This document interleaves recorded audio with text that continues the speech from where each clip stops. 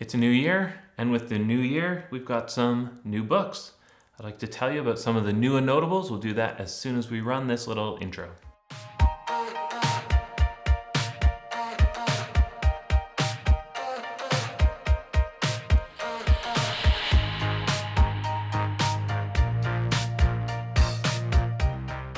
With the new year, we've got some new books. Some of these have come out at the later part of 2018. Some are coming our way in early 2019.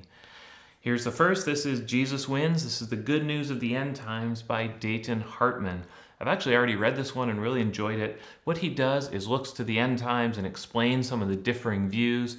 But what he's really trying to show is that the big thing that binds us together as Christians is that Jesus wins, that all of the different views of the end times can fit under this banner. This is our common ground, and really we don't need to agree on a whole lot more than that. So I found this helpful as an explanation and really as a kind of interpretation of the end times. From Christina Fox, we've got Idols of a Mother's Heart. And idolatry has been one of those, I think, ongoing emphases over the last few years. People trying to understand how idolatry fits into the Christian life, how overcoming our idolatries is a core part of sanctification.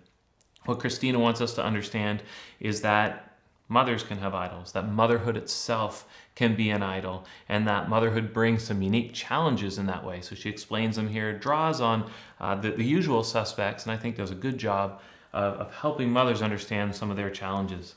From Christopher Yuan, Holy Sexuality and the Gospel. You may have read his biography. I also included a short biography of him and his mother in my book, Devoted. This is Sex, Desire, and Relationships Shaped by God's Grand Story. Christopher has a very interesting story of his own to tell, and then he's done a lot of thinking, a lot of writing on this area of sexuality. The foreword is by Rosaria Butterfield, and essentially, how do we apply the essence of the gospel to a gay loved one? In what ways can we better walk with truth and grace alongside a fellow Christian with same-sex attractions? Huge conversation today. He provides a very, very good, solid biblical answer. From Andrew Randall, Following Jesus, the Essentials of Christian Discipleship. And so this book assumes somebody has become a believer and is now wanting to be discipled. You're wanting to help others in their discipleship. This kind of lays out a plan. I wouldn't say it's a guidebook in that sense, an ABC 1, 2, 3 kind of book, but it does lay out all these different categories through which we all need to be discipled. So I think if you were to follow this from beginning to end, you get a very well-rounded view of Christian doctrine, but even more Christian living, what it means to live the Christian life. Unexpected Blessings from Sandra Peoples. This is the joys and possibilities of life in a special needs family. So special needs impacting so many people certainly has impacted me in my life. That's not something I tend to write about or talk about, how it impacted my family.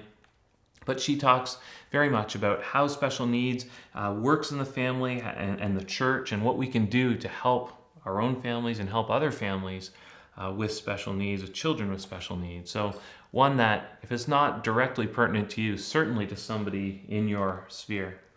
Then we've got Images and Idols by Thomas Terry and Ryan Lister. The foreword is by Jackie Hill Perry. It's a book about creativity for the Christian life. And you may know the authors. They're connected to Humble Beast Records and have a lot to say about creativity, about how it plays into the Christian life. And as you can see from the cover and from the opening pages, very beautifully illustrated. It doesn't just teach about creativity, it also shows it and models it. So maybe one for you, for the creative in your life.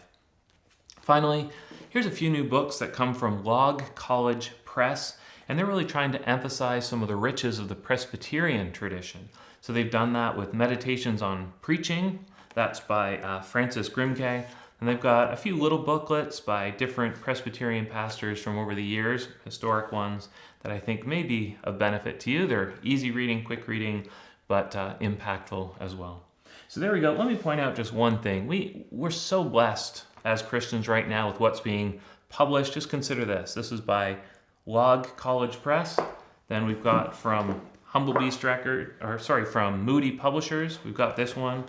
And this one comes from Bethany House, then Banner of Truth, then Multnomah, then Lexham Press, and then Christian Focus. All these different authors through all these different publishers bringing great books to you and me. Let's be grateful for that.